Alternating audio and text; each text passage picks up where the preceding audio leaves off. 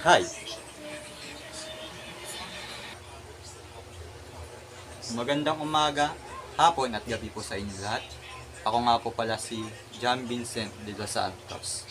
Pwede nyo po akong tawagin Vince or Vincent. Mas maganda po tawagin po sa akin Vince.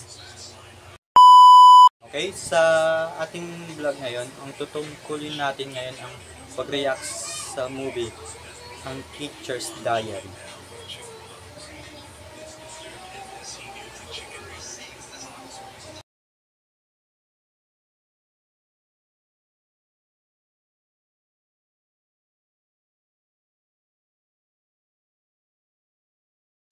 Sa akong pinanood na movie na Teacher's Diary ay pamanghamang at kaganda ang kanilang ginawang movie.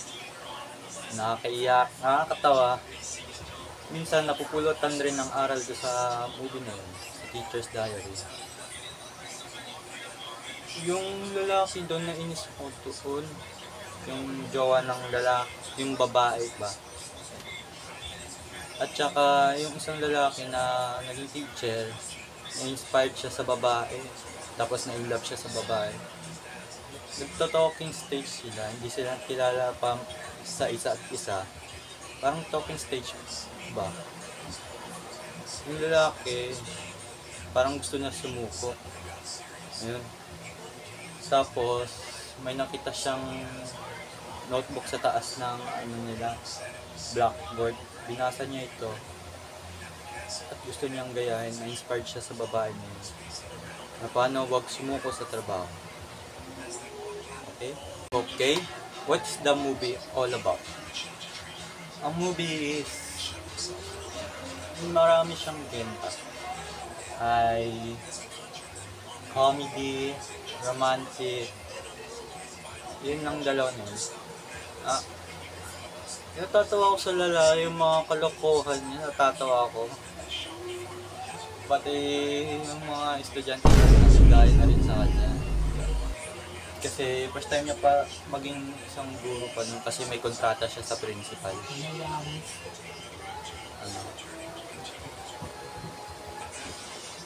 Yung isa naman, kinilig ako kasi na-inspired siya doon sa babae, sinabi ko pa kanina. At down yun.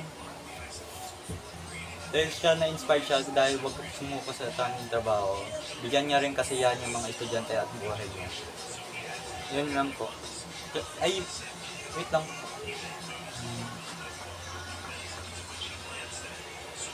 Yun lang. Number 2. What is the theme of this film? What are the filmmakers trying to tell us? The filmmakers is trying to tell us is do not give up on your dreams and put your life some happiness. Huwag sumuko sa trabaho at bigyan yung buhay ng kasiyahan. Sinabi rin sa notebook, kapag nahihirapan ka, tumalon ka sa dagat para mawala. Yun lang po ang sinabi. Thank you po. Number 3. What is the movie at all similar to what's happening in real life? Why or what? Nangyayari rin sa real life. Kapag tumanda na ako tapos nakagraduate na ako kapag naging college na ako tapos nag-graduate na akong college, mahirap, depende kung mahirap maghanap ng trabaho. Kapag nagkaroon ka ng trabaho, sa simula pa lang, akala mo parang madali lang. Bandang huli, magsisisi rin. Kasi mahirap. Sa akong expectation dati, kasi dati yung expectation ko, akala ko madali magtrabaho. Kung pala sinabi sa akin ng nanay ko at tatay ko, mahirap magtrabaho. Yan po.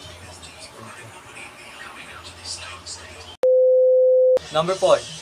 What are the key points that are most memorable for you throughout the whole movie? Yung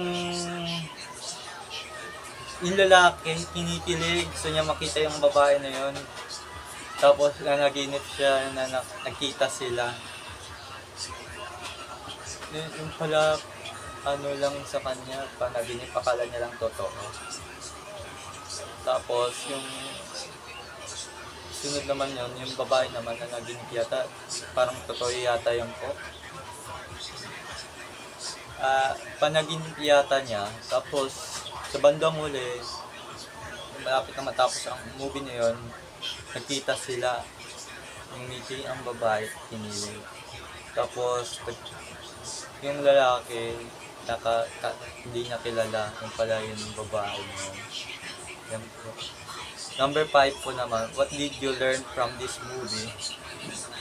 Ayun, sinabi ko na kanina sa number 1, wag sumuko at bigyang kasiyahan ang iyong sarili sa buhay. Kahit mahirap pa, kahit pangit ang mundo na to, basta bigyan mo rin kasiyahan ang mundo. At basta wag sumuko sa iyong pangarap. Balang araw, matutupad rin.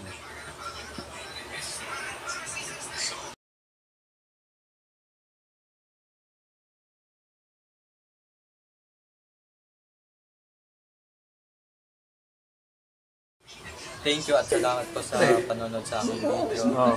Mag-iwan po kayo ng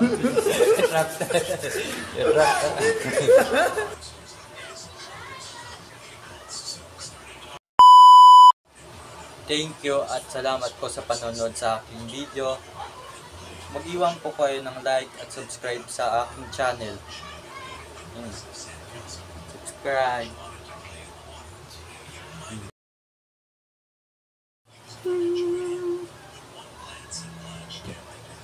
Sorry.